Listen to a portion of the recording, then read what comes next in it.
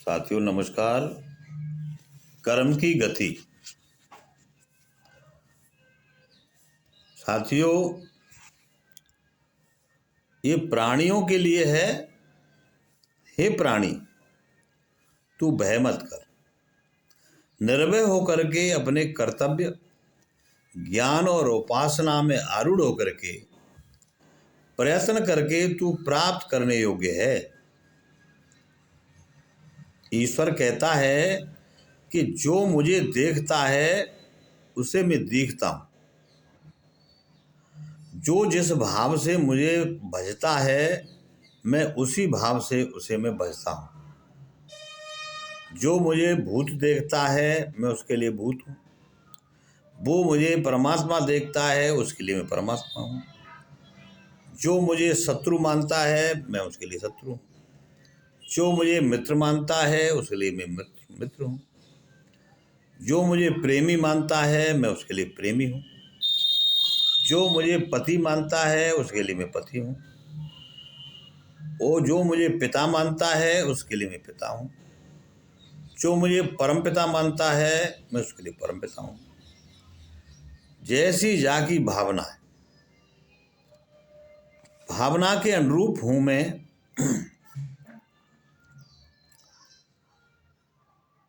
ठीक है।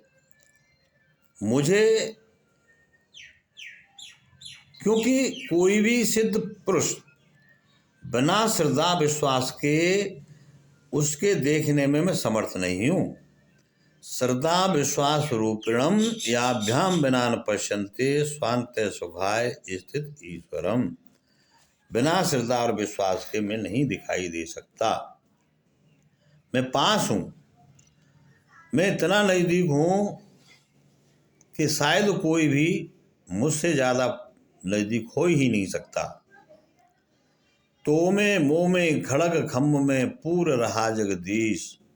मैं तो कण कण में व्याप्त हूँ। मनुष्य प्रकृति के बस होकर के भोगों की ओर लालायित रहता है। उससे ही उसे दुख उठाना पड़ता है। और लोग तटस्थ होकर के केवल ईश्वर को अपने सारे कर्म अर्पण कर दें और कर देते हैं, वे ही पूर्ण कर्म पुरुष कहलाते हैं।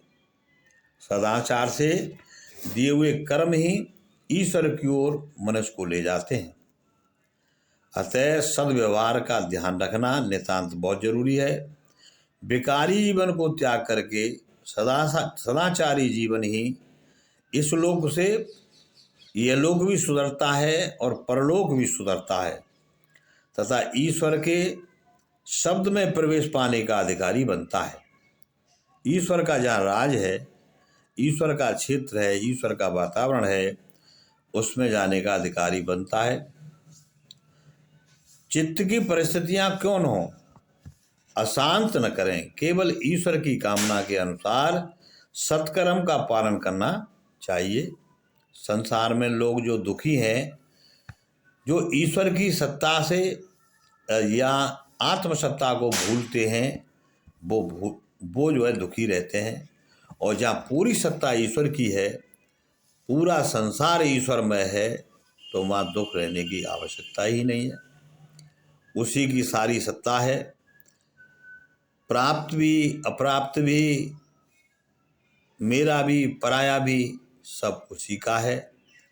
इसलिए कर्म की गति इतनी गहन है कि कर्म करके और ईश्वर के चरणों में समर्पण कर देना श्रेष्ठ है। कहा भी है भगवान ने कि सर्वधर्म परित्यज्यन्ते, सब धर्मों को त्याग करके और तू बस मेरी शरण में आ जा और मेरे अनुरूप काम कर। कर्तव्य कर्म करता रहे, फल की इच्छा मत करे, क्योंकि फल तो ईश्वर देता है। जब हम फल की इच्छा करते हैं तो बस वहाँ दुख होता है। और जब फल नहीं है, सकाम कर्म, निष्काम कर्म, अब ईश्वर के समर्पित रहना, ये सबसे बड़ी बात है। कर्तव्य कर्म करते हुए और ईश्वर को अर्पण करें। नमस्कार।